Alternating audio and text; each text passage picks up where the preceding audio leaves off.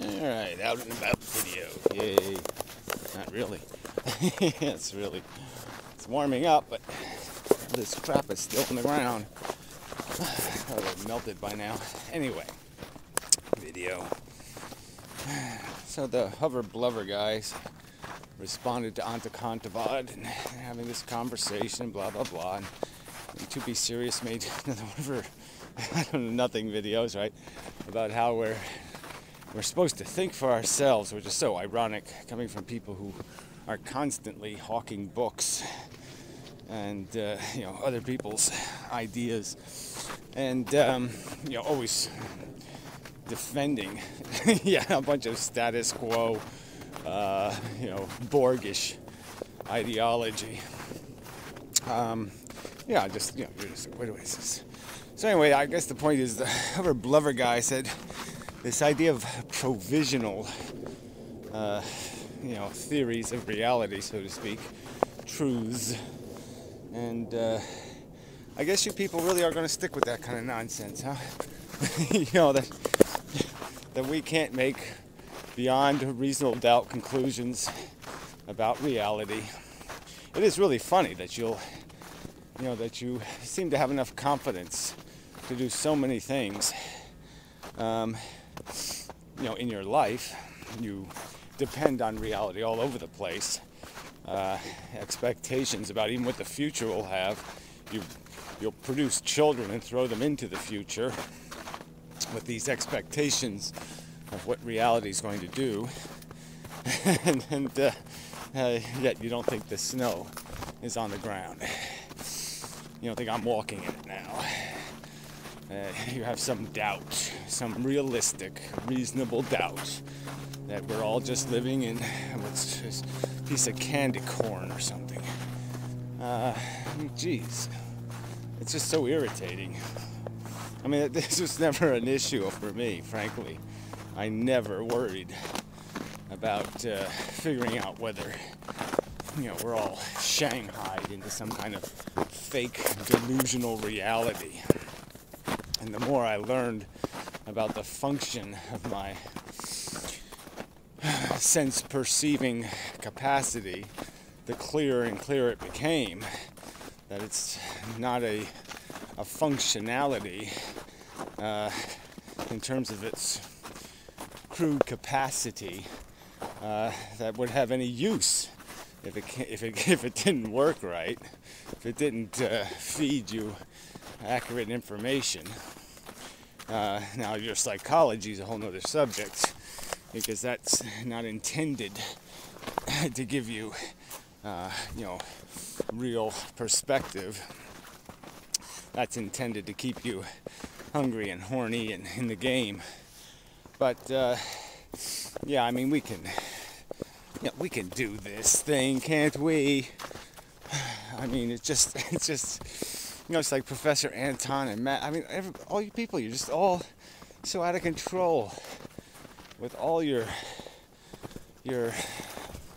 all this desperation to keep redefining, to find something else without dealing with what we know the most probable, the truth that's the most explicit of all these provisional theories.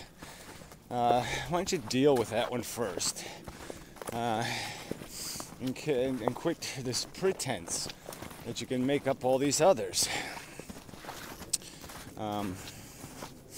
There's nothing.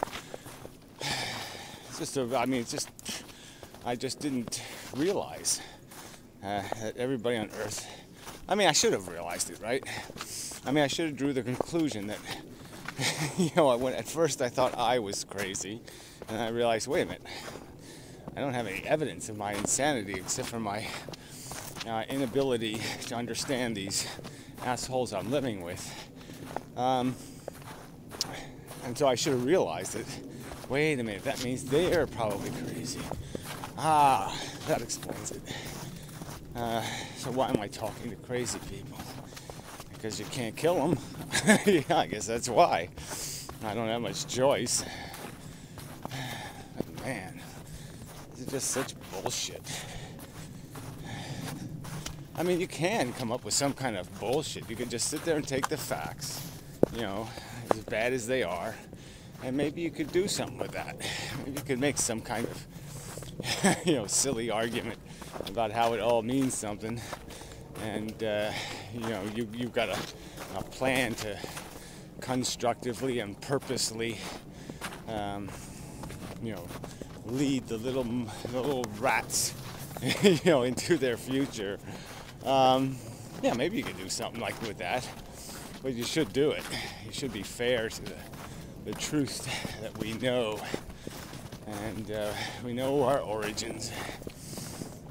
We know the mechanism. Okay, it's kind of it's a generic bot. You could put in a category, human bot, and it's going to have certain features and certain functionality, and yes, it will maybe speak a different language, maybe it'll eat a different food, maybe it'll wipe its ass with a different hand, but it just ain't doing anything mystical or magical. Ah, fuck, I was hoping this stuff would be gone. This is going to be a mess, because I'm going to end up in the water. Hey, right. Well, that's still solid. I guess if I go fast, I might live. Yeah, I might.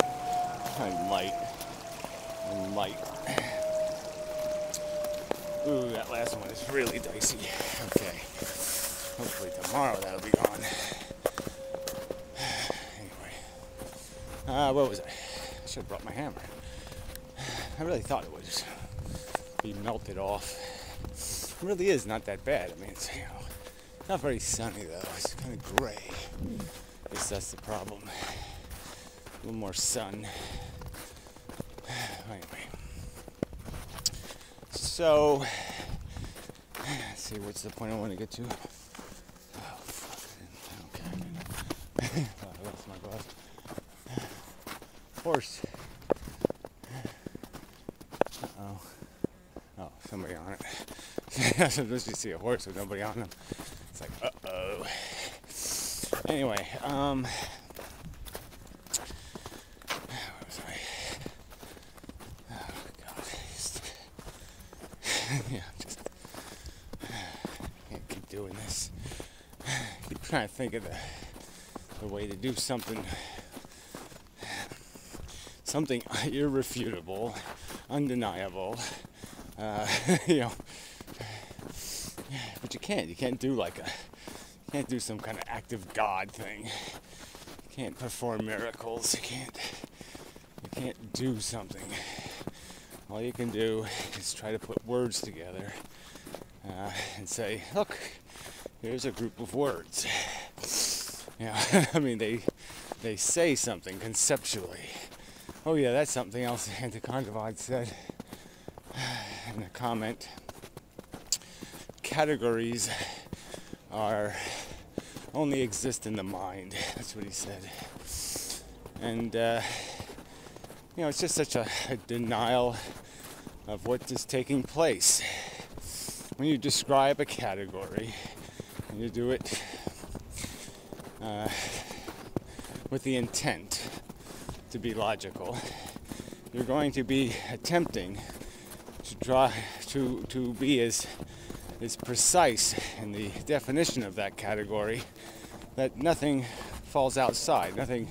I already said this, but it's like mathematics. It makes it easy because everything has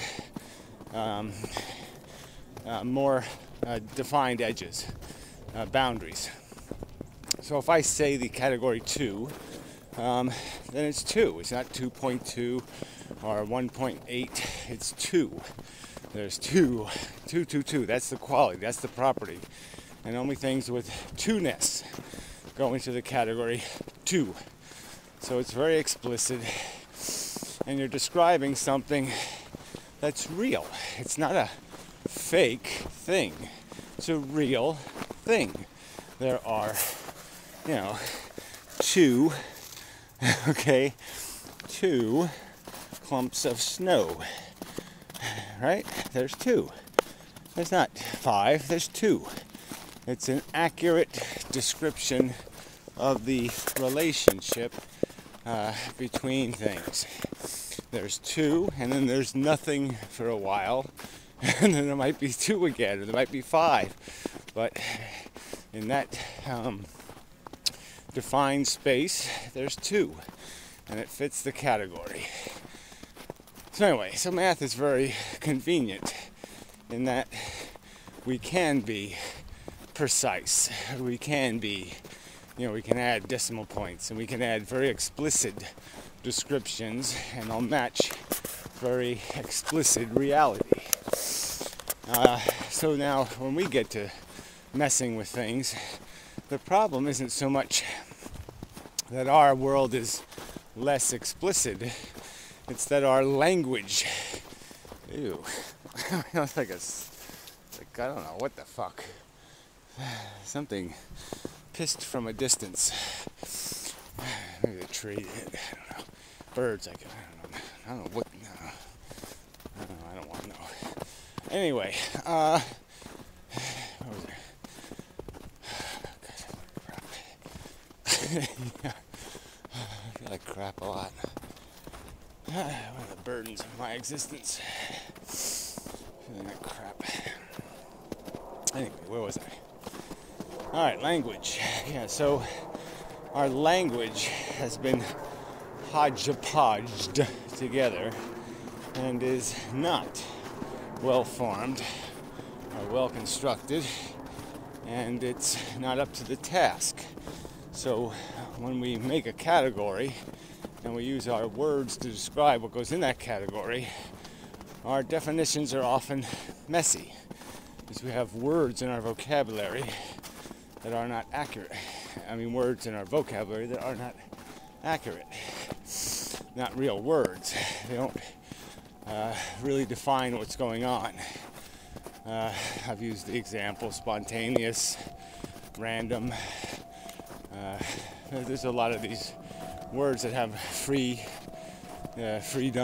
Yeah, freedom means something in terms of freedom from a cage, but it doesn't mean anything as an absolute concept.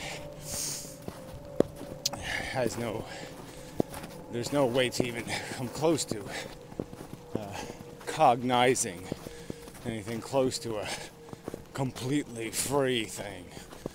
Yeah, no, can't happen. Anyway, so we have words that are just overtly going to break the logic math because they're not coherent to reality.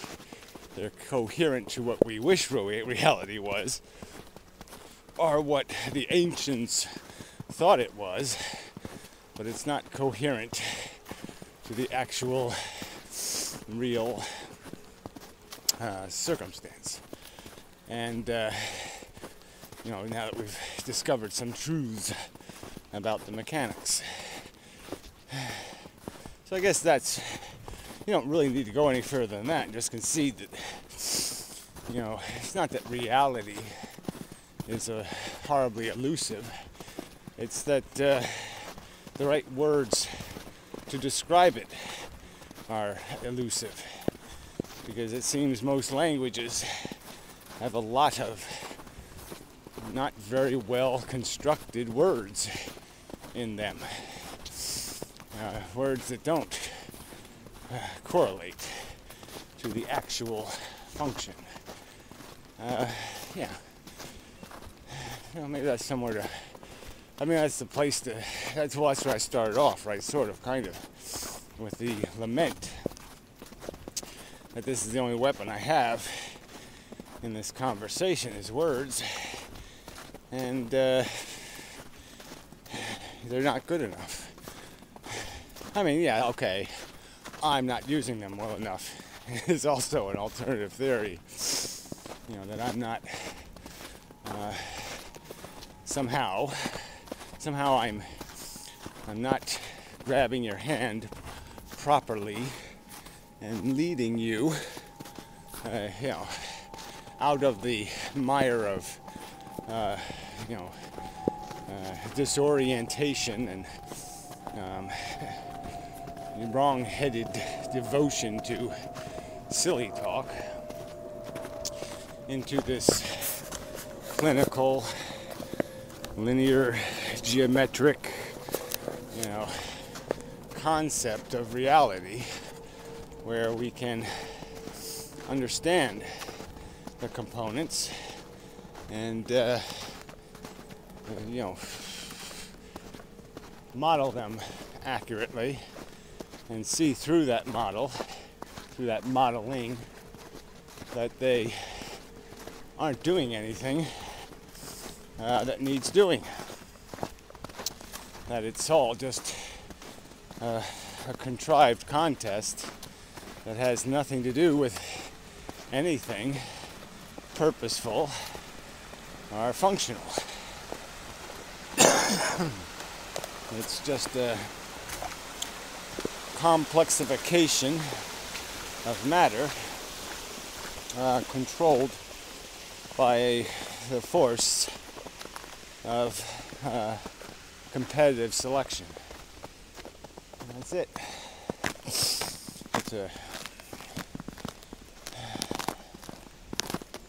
It's an activity of no merit. It's impossible to describe it, but it's not even a silly walk. It's just a non-coherent event, and the event now, because it happens, this reproduction thing, it perpetuates. It will continue to echo or happen, and but it has no inspired origin. I think you can figure that out though without me letting you know. So anyway, enough. Till I know, do it over and over and over again. I really have to. I have to fly or something. That's what I need. I need to fly. I need to do something. I need some damn superpowers. Yeah. Anyway. Till the next time. Okay, I'm back. What the hell? Still kind of light out, so short day. Anyway. So I was just thinking about this idea of thinking for yourself. This doesn't make any sense. It doesn't matter how many of you there are. It doesn't matter how popular or unpopular an idea is. It doesn't matter how. It just matters on whether or not it's something that can be qualified, logically qualified by some sort of regime that is likely to indicate the idea has substance or credibility. It's always best to be able to make judgments yourself, to have the knowledge to do that. But in some cases, people don't have the knowledge to do that, right?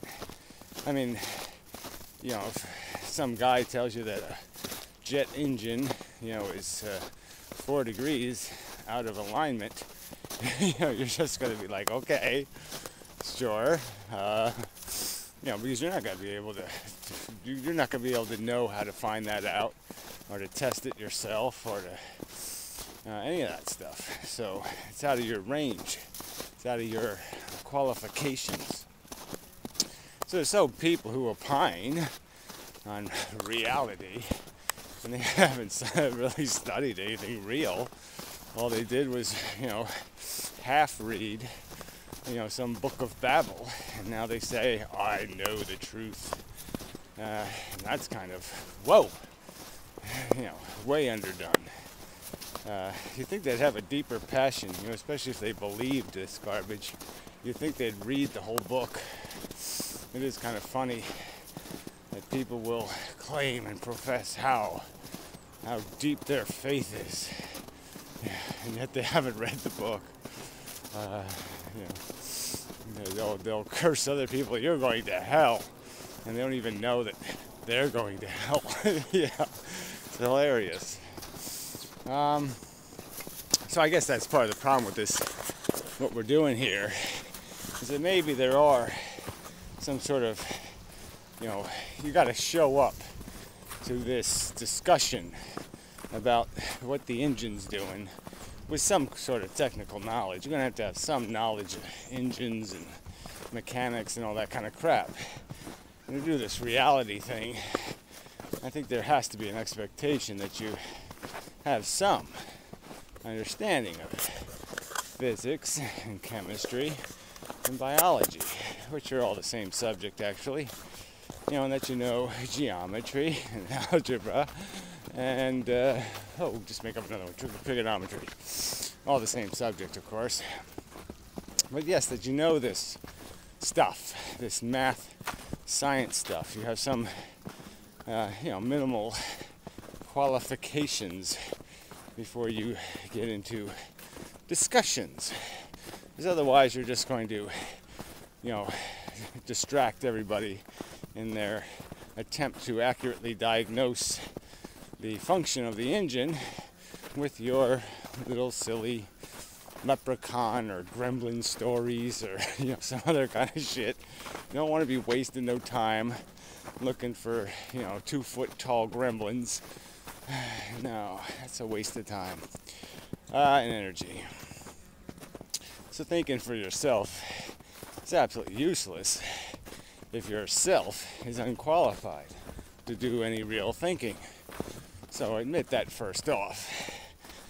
Let's say you're qualified to think, you're got some knowledge, and then the game is really just running models and running models and running models. And all you're trying to do is come up with some theory. It's like a murder trial. You're trying to come up with the prosecution has a theory, right? He says that guy did it, with Mr. Mustard's toupee, in the outhouse. And you're trying to prove it or disprove it, in the sense that you're just trying to say, well, are there any alternative explanations? Where the hell was Mrs. Mustard? Where the hell was Dr. Shivago? Where was Dick Coughlin? Where were these damn fuckers? When it all went down. And you can say, all right, if I can't explain where they were, maybe they done it. They all had motives, the fuckers.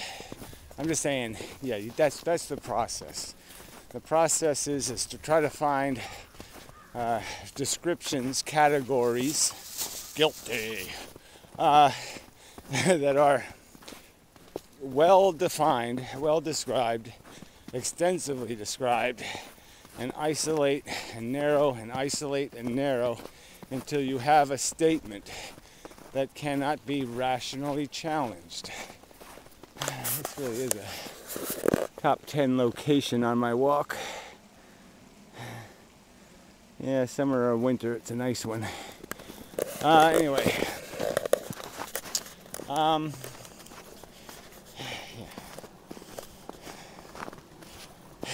Yeah. So the point is that that's all we're doing. We're just putting truth theories on trial. And the idea is to come up with some sort of alternative theory. And if you can do that, then you can challenge the existing theory, or the one that's on the table, and you're a fair cop and all that crap. But if you're just going to show up and naysay, you say, maybe UFO's done it. Maybe we're in the Matrix. Maybe up is down and down is up and left is right and left is wrong. Maybe chickpeas are actually dog do. Maybe. No. Stop that nonsense. Stay in this range here of what we can nail down pretty certainly, and come up with a theory. Come up with a counter argument about how your, Mrs. Pollyanna did it with her phantasmagorical magic wand. think the woman with a magic wand is probably the right metaphor. Anyway, yeah, that doesn't quite work. So anyway, but yeah, dude, argue the argument, man. Argue the theory. Argue from the facts, and then tell me about how you're an original thinker and all that crap later. But stay on the subject to start with. Okay, original or unoriginal really doesn't matter if you're off the subject. If all you're doing is coming up with original evasions, I think I'll give my God a Hitler mustache. Yeah, there. I've changed reality enough. Now I can dispel anything, because now I can just say, well, what if God has a Hitler mustache? That's just a waste of time. Nice originalness. It's not even that original. It really isn't. But that's all originality is, right? Originality is just taking like rabbit tracks, and combining them with cat tracks. Yeah, and calling it, ooh, that's not going to be pretty. Yeah, that's all creativity is. It's just combining crap. And, it's not magic. It's a perfectly reasonable process of trial and error. So yeah, do that. Do lots of mental trials in your brain and see if you can come up with a coherent definition of error. I gotta pay attention here. Alright, this is the iffy one. I don't think there's anything under there. Yeah, I don't think there is. Okay, there, made it so far. Okay, this one's looks pretty solid. This one looks pretty solid. This one's definitely solid. Okay, that really ain't so bad. Okay, what a lovely spot.